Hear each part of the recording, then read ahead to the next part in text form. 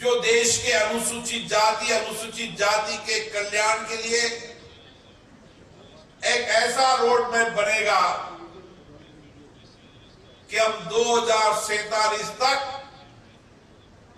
जो बाबा साहब अंबेडकर का विचार था, एक समतापूर्वक, एक न्यायपूर्ण, समावेशी समाज का निर्माण, उसको निश्चित रूप से पूरा कर पाए।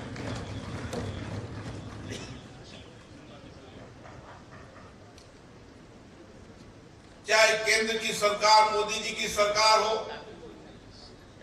चाहे राज्य की अपनी अपनी सरकारें, सब सरकारें प्रयास कर रही है कि हम अनुसूचित जाति और अनुसूचित जनजाति के लोगों को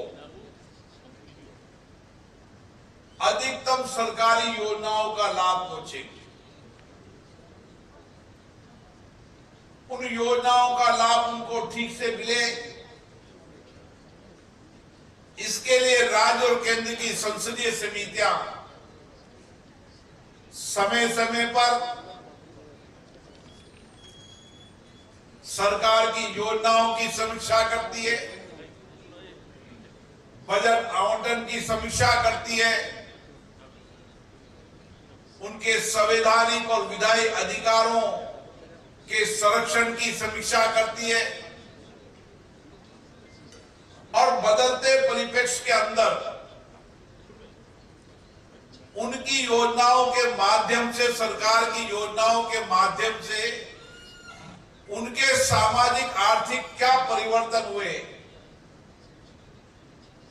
और आज की आवश्यकताओं के अनुसार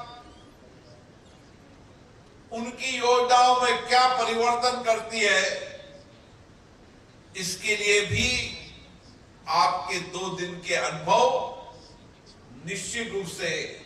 सरकार को एक रचनात्मक सुझाव देंगे। हमारी संसदीय समितियां किसी सरकार की आलोचना के लिए नहीं है। हमारी संसदीय समितियां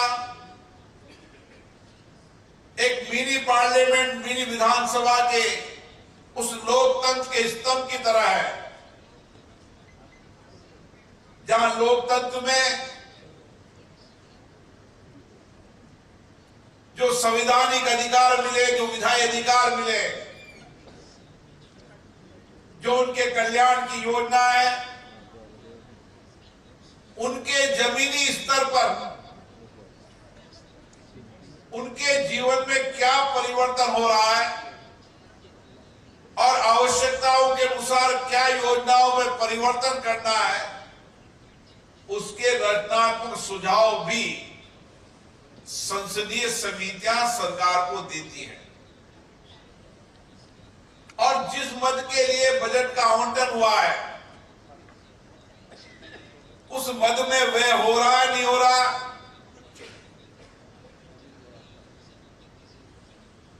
उस पद के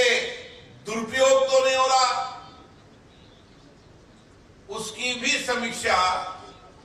संसदीय समिति करती है ताकि कार्यपालिका में पारदर्शिता आ सके, शासन में जवाबदेही और कार्यपालिका में पारदर्शिता, ये लोकतंत्र के अंदर चुने हुए जनप्रतिनिधियों का दायित्व होता है। और इसीलिए आजादी के 75 वर्ष की लोकतंत्र की यात्रा में हमें इसी चर्चा संवाद के साथ, इसी अनुभवों को साझा करते हुए, बेस्ट प्रैक्टिस को साझा करते हुए हमने समाज में एक व्यापक परिवर्तन किया है। और मुझे आज खुशी है कि अनुसूचित जाति और अनुसूचित जनजाति के युवा आज शिक्षा के अंदर, व्यवसाय के अंदर, तकनीक के अंदर, नवाचार के अंदर, डॉक्टर हो, इंजीनियर हो, प्रोफेशनल हो, भारत के युवा आज देश को बहुत बड़ा योगदान दे रहे हैं। वो अनुसूचित जाति, अनुसूचित जनजाति का नौजवान जिसको आज पर्याप्त अवसर मिलना चाहिए,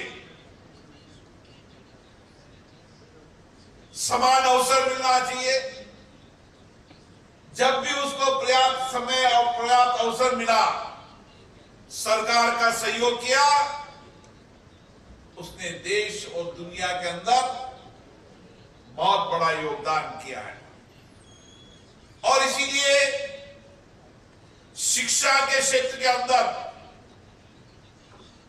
अनुसूचित जाति, अनुसूचित जनजाति के नौजवान शिक्षित हो, दीक्षित हो और उनके साथ बदलते परिप्रेक्ष्य में टेक्नोलॉजी की शिक्षा, प्रोफेशनल शिक्षा के लिए समय समय पर केंद्र और राज्य की सरकारों ने बजट का आवंटन भी किया है। और मेरा मानना है कि इन संसदीय समितियों को उसका व्यापक आकलन करना चाहिए कि हम SC और ST के नौजवानों को शिक्षा के पर्याप्त अवसर दें।